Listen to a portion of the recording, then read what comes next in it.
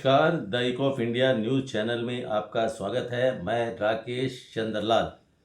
साथियों, 31 अक्टूबर को हर वर्ष हम देश के लौह पुरुष सरदार वल्लभ भाई पटेल की जयंती मनाते हैं। इस बार उनकी 150वीं जयंती मनाई जा रही है। 31 अक्टूबर का दिन राष्ट्र निर्माण में राष्ट्र की एकता और अखंडता को बनाए रखने में जिस महान व्यक्तित्व ने अपना महत्वपूर्ण योगदान दिया, वे थे सरदार वल्लभ भाई पटेल।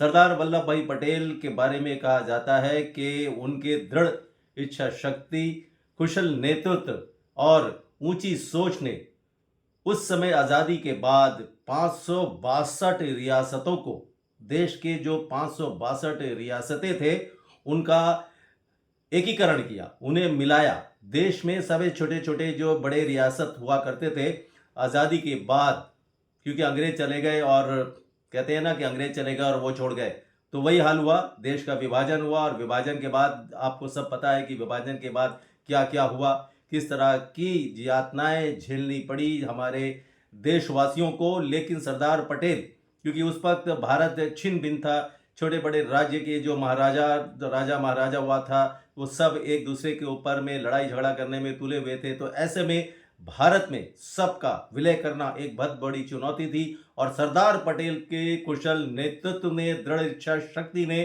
562 रियासतों को, छोटे बड़े 562 रियासतों का एकीकरण किया, उन्हें मिलाया, भारत के साथ उन्हें मिलाया, और यही उनकी कुशल नेतृत्व को दर्शाता है।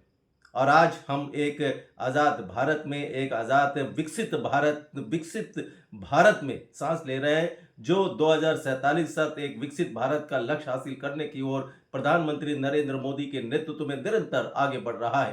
सरदार पटेल एक मजबूत, अडिग और दृढ़ संकल्पित व्यक्तित्व के धनी थे।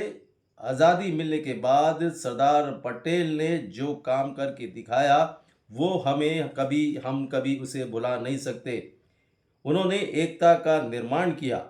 31 अक्टूबर 2018 में गुजरात में नर्मदा के सरदार सरोवर बांध के सामने विश्व की सबसे ऊंची प्रतिमा स्टैच्यू ऑफ लिबर्टी पटेल जी को समर्पित की गई और प्रधानमंत्री नरेंद्र मोदी ने इसका अनावरण किया था, जो देश की एकता में उनके योगदान को इंगित करती है। तो ये थे सरदार पटेल, और उन्हीं की स्मृति में, उन्हीं के जो योगदान है राष्ट्र निर्माण में, देश की एकता और अखंडता को बनाए रखने में उनका जो योगदान है, उसी को अंगीकार करते हुए हर वर्ष हम 31 अक्टूबर को राष्ट्रीय एकता दिवस मनाते हैं। अंडमान निकोबार द्वीप समूह में भी राष्ट्रीय एकता दौड़ का आयोजन किया गया। प्रशासन के युवा कार्य, खेल और शिक्षा विभाग के अलावा विभिन्न विभागों के सहयोग से नेताजी स्टेडियम से आज सुबह यानी 31 अक्टूबर की सुबह एक रन फॉर यूनिटी का आयोजन किया गया, और इस रन फॉर यूनिटी को द्वीपों के मुख्य सचिव डॉक्टर चंद्रभूषण कुमार और द्वीपों के एकमात्र सांसद विष्णुपद रे ने संयुक्त रूप से झंडी दिखाकर रवाना किया। प्रशासन के सभी अधिकारी इस दौड़ में शामिल हुए, इसमें उपस्थित थे।